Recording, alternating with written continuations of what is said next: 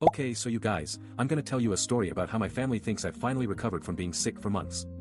Like, I know it sounds crazy, but hear me out. So basically, my little brother Zeke has been my partner in crime since we were kids. We're like two peas in a pod, except one pea is way more annoying than the other, looking at you, Zeke. Anyway, our parents are always on our case about something, but they're also super loving and supportive, which I guess makes them kinda annoying too. I'm not even joking when I say that my family has been planning this recovery party for weeks. I mean, weeks. Like, the week before last was basically a countdown to the big day. My mom was making decorations and baking cake, and my dad was setting up a little table in the backyard with all sorts of get-well gifts.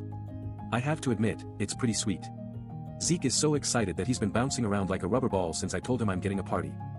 My mom keeps saying things like, Gemma's finally feeling better, and Gemma's on the road to recovery, which is just cringeworthy.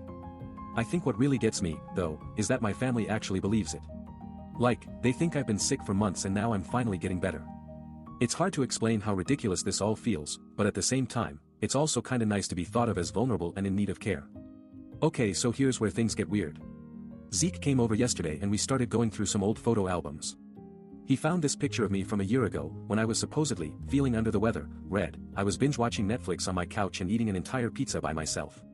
It's pretty clear that I wasn't exactly sick. But what's even weirder is that my family thinks I've been keeping track of my progress. Like, they actually have a chart in our kitchen with little stickers for each day I'm supposed to be recovering. It's got all these notes and comments from mom about how I'm doing, e.g., Gemma had a great day today. She took a nap and watched an entire episode of her favorite show, etc. I don't know, guys, I feel like I'm trapped in some kind of weird family fantasy world where everyone thinks I'm this fragile, broken person who needs to be coddled and cared for. And honestly, it's kinda refreshing. But at the same time, something feels off. Like, I've been thinking about it a lot lately, and I'm starting to wonder, what if they're right? What if I really was sick for months? What if all of this is just some kind of bizarre collective delusion? I tried to shake off the feeling, telling myself that Gemma's being paranoid. After all, I've been pretending to be sick for so long now, it's hard not to start wondering what's real and what's not.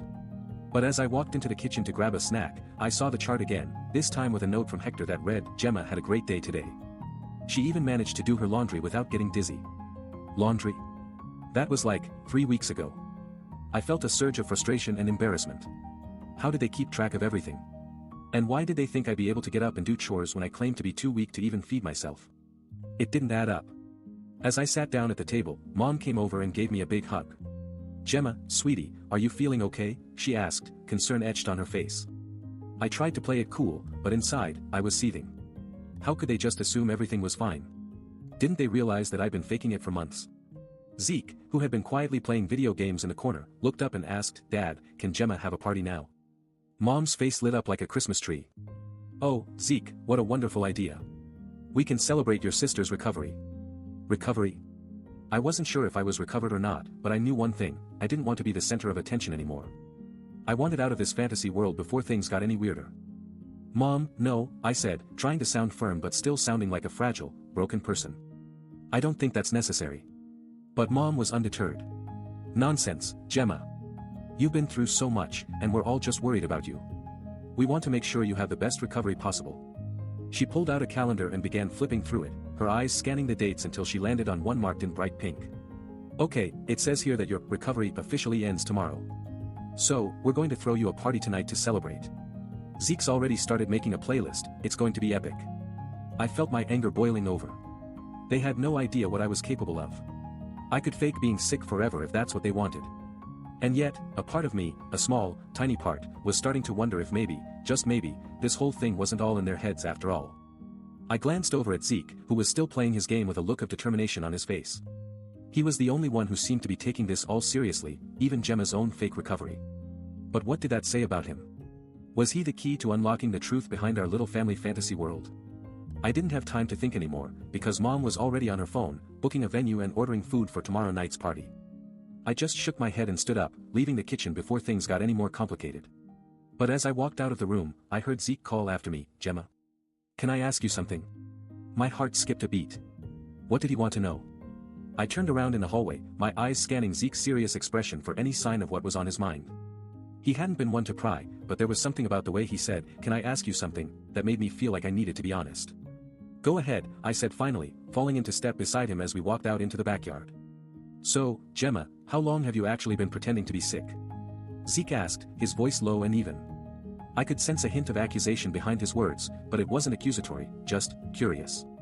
I hesitated for a moment before answering. I didn't know why I'd felt the need to keep up this charade for so long, or how long exactly I'd been faking my illness. I glanced over at Hector, who was busy tending to the lawn and pretending not to be listening in on our conversation. I don't know, I admitted finally. It just kind of started a few weeks ago, I guess. Zeke's eyes narrowed slightly. And you've been getting better all this time, he asked, his tone neutral. I nodded. Yeah, slowly. But Mom and Dad are totally buying it, they think I'm still on bed rest or something. We walked in silence for a moment, the only sound being the distant chirping of birds and the mowing motor whirring in the background. Then Zeke spoke up again. Gemma, can I ask you another question?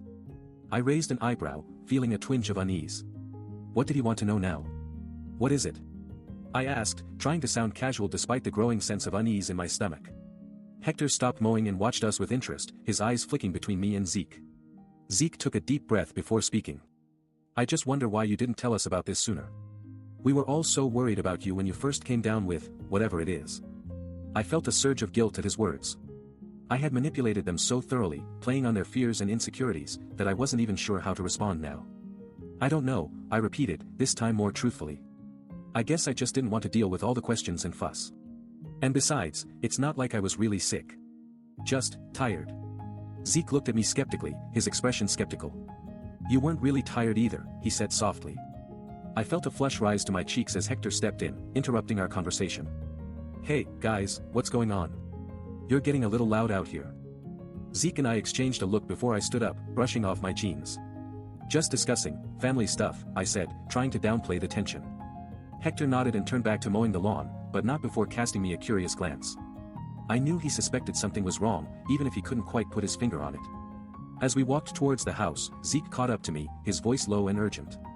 Gemma, we need to talk about this, he said, his eyes locked on mine. I hesitated for a moment before nodding, knowing that Zeke was right. We walked into the kitchen, where Hector was still mowing away, oblivious to our conversation. I took a deep breath and began to explain. Okay, so, I wasn't really sick, I said, the words feeling like lead in my mouth. I just needed some space and time for myself, that's all. Zeke raised an eyebrow. Space? That sounds like a pretty big excuse for skipping family gatherings and work, he said dryly. I sighed, knowing Zeke was right. It wasn't just about me needing space. It was complicated. Long story, I said, wincing at the thought of what might come next. Zeke's expression softened, and he sat down next to me at the table. We can talk about it later, he said gently. For now, let's just say that we love you no matter what. Hector walked into the kitchen, a tray loaded with food in his hands. Hey guys, dinner is ready, he announced, oblivious to our conversation. I felt a pang of guilt for not being honest with my family, but Zeke's words had given me the courage to face them. I took a deep breath and stood up, joining Hector at the table. As we sat down to eat, I couldn't help but feel a sense of relief wash over me. It was finally over, the charade of being sick was behind me, and I could be myself again. And then, without warning, my mom walked into the kitchen, a huge smile on her face. Surprise, she exclaimed, holding up a sign that read, Welcome home, Gemma. I looked at Zeke, who shrugged and grinned. It turned out that my family had been planning a surprise recovery party all along. As we spent the rest of the evening laughing and catching up with each other, I couldn't help but wonder, how much longer could I have kept it up? And what would have happened if I'd finally told them the truth? I looked over at Zeke, who caught my eye and smiled. He knew that sometimes, honesty wasn't always the best policy, especially when it came to family.